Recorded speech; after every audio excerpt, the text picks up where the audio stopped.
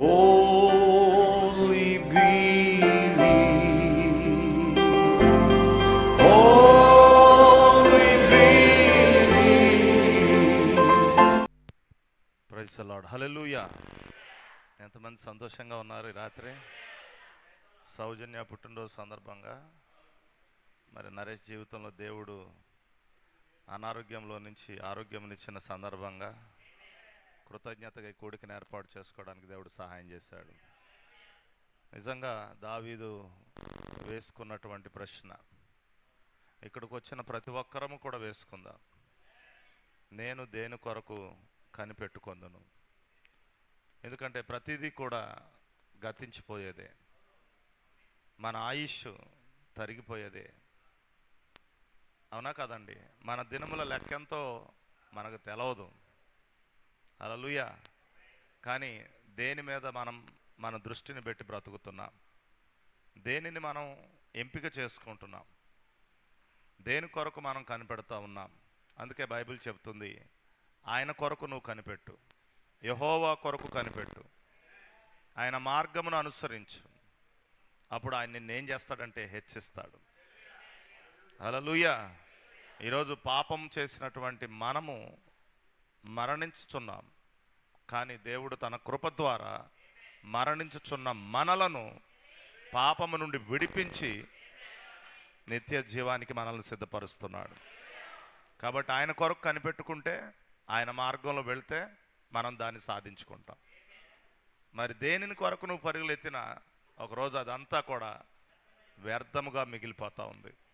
అందుకే నేను చెప్తున్నాను, ఒకడు ఈ లోకమంతా సంపాదించుకున్నాడు కానీ తన ప్రాణాన్ని పోగొట్టుకున్నాడు. ఏంటి లాభం? ఏంటి? No use.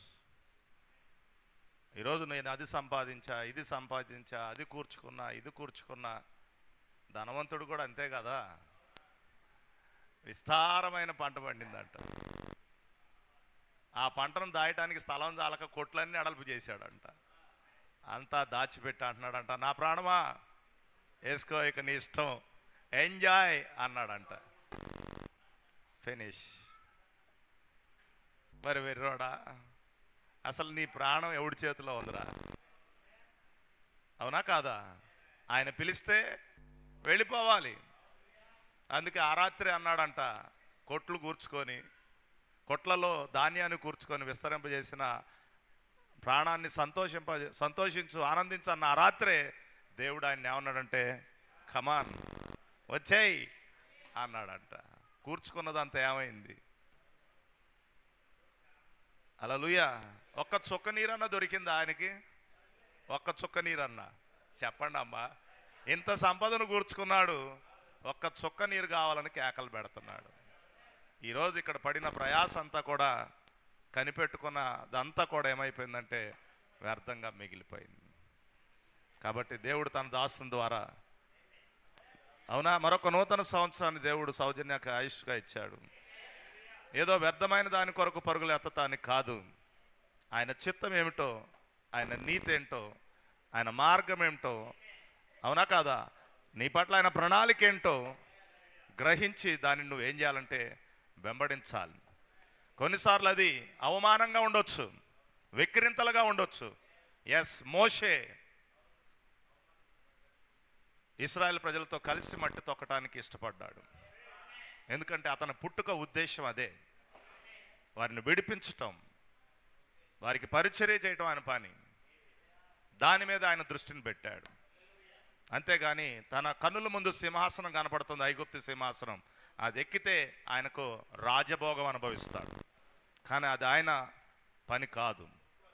కనుక అలాంటి శ్రమనైనా సరే అనుభవించడానికి ఆయన ఇష్టపడ్డాడు. అందుకే ఈ రోజుకి మనం మోషే గురించి మాట్లాడుకుంటున్నాం. హల్లెలూయా. దాన్ని ఆశించి అధిరోహించిన రామ్సేస్ గురించి ఎవరం కూడా మాట్లాడుకోవట్లేదు. హల్లెలూయా. సహోదరుడా, నీకు ఆరోగ్యం ఇచ్చాడంటే, దేవుడు నిన్ను స్వస్థపరిచాడంటే, దేవుడు ఇంకా నిన్ను సజీవునిగా ఉంచాడంటే, ఏదో నీ బలంతో నాకు ఇష్టం వచ్చినట్లు, మనకి ఇష్టం వచ్చినట్లు జీవించటానికి కాదు. నువ్వు ఆయన కొరకు కనిపెట్టుకుని ఉండు, ఆయన మార్గంలో నడువు, ఆయన చిత్తమును జరిగించు, శ్రేష్టమైన దాన్ని ఎన్నుకొని బ్రతకండి. ఈరోజు శ్రేష్టమైనది ఏదైనా ఉందంటే వాక్యమే. వాక్యానికి విరోధంగా, వాక్యానికి వ్యతిరేకంగా ఏది కూడా చేయడానికి ఇష్టపడద్దు. ఈరోజు ప్రతి ఒక్కరు కూడా కేవలం నరేష్ సౌజన్యాలు మాత్రమే కాదు, ఇక్కడికి వచ్చిన ప్రతి ఒక్కరము కూడా ఆయన దాసులముగా మేము వినుచున్న మనమందరము, కూడి వచ్చిన ప్రతి ఒక్కరము కూడా ఒక్కసారి మనం అందరం కూడా ఈ ప్రశ్న వేసుకుందాం. ప్రభువా, నేను దేని కొరకు కనిపెట్టుకొనుందును? నిజమే, హాలీవుడ్ కాదు కాలిపోయేది, రేపు భూమి ఆకాశములు మొత్తం కూడా కాలిపోబోతున్నాయి. ప్రపంచమంతా కూడా మిక్కటమగు వేండ్రముతో లయమైపోబోతా ఉన్నది. ఈరోజు నువ్వు చూస్తున్నది ఒక చిన్న లెక్క పెట్టలేము. ప్రపంచం అంతటిలో తగలబడిన భాగాన్ని మనం పోల్చుకుంటే అది అంత భాగం అని చెప్పొచ్చు. కానీ రేపు భూమి ఆకాశములు మిక్కటమగు వేండ్రముతో లయమైపోబోతా ఉన్నది. హల్లెలూయా. కానీ అలాంటి భయంకరమైనటువంటి దినమును చూడకుండా నీవు కొనిపోబడాలంటే, ఆ ఉగ్రతను చూడకుండా నువ్వు కొనిపోబడాలంటే, నువ్వు కనిపెట్టుకోవాల్సింది ఎవరి కొరకు? నువ్వు అనుసరించాల్సింది ఏ మార్గం? నువ్వు ఎవరితో నడవాలి? నిర్ణయం తీసుకుందాం. అట్టి కృప దేవుడు మనందరికీ సమృద్ధిగా దయచేయునుగాక. ఇంకా ఎవరైనా సరే ఆయనను నమ్మని వారు ఉన్నట్లయితే, ఆయనను అంగీకరించని వారు ఉన్నట్లయితే, ఆయన యందు విశ్వసించని వారు ఉన్నట్లయితే, ఇంకా మారు మనసు పొందకుండా, పశ్చాత్తాపడకుండా, పాప క్షమాపణ కొరకు బాప్తిజం పొందకుండా, దేవుని ఆత్మతో నింపబడకోకుండా, వాక్యంతో నడవడానికి నిర్ణయం తీసుకోనుకోకుండా, ఇంకా ఎవరైనా సరే నిరర్ధకమైన జీవితం జీవిస్తున్నటువంటి వారుగా ఇక్కడ ఎవరైనా ఉన్నట్లయితే, ఇది దేవుడు నిన్ను ప్రేమతో కేక వేసి పిలుస్తూ ఉన్నాడు. ఇది నరేష్ సౌజన్యాల కృతజ్ఞత కూడిక కాదు, కానీ ఒక శ్రేష్టమైన దానిని ఎంపిక చేసుకోవడానికి దేవుడు నీకు నాకు అనుగ్రహించిన ఒక గొప్ప సదవకాశం అయి ఉన్నది. ఈ రాత్రి అలాంటి గొప్ప అవకాశాన్ని మనం అందరం కూడా తీసుకుందాం గాక. ఈరోజు అనవసరమైనటువంటి పనులు పెట్టుకున్న మార్తలాగా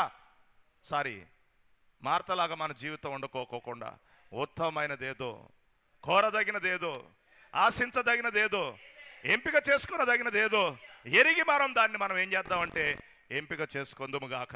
అట్టి కృప దేవుడు మనందరికీ దయచేయును గాక.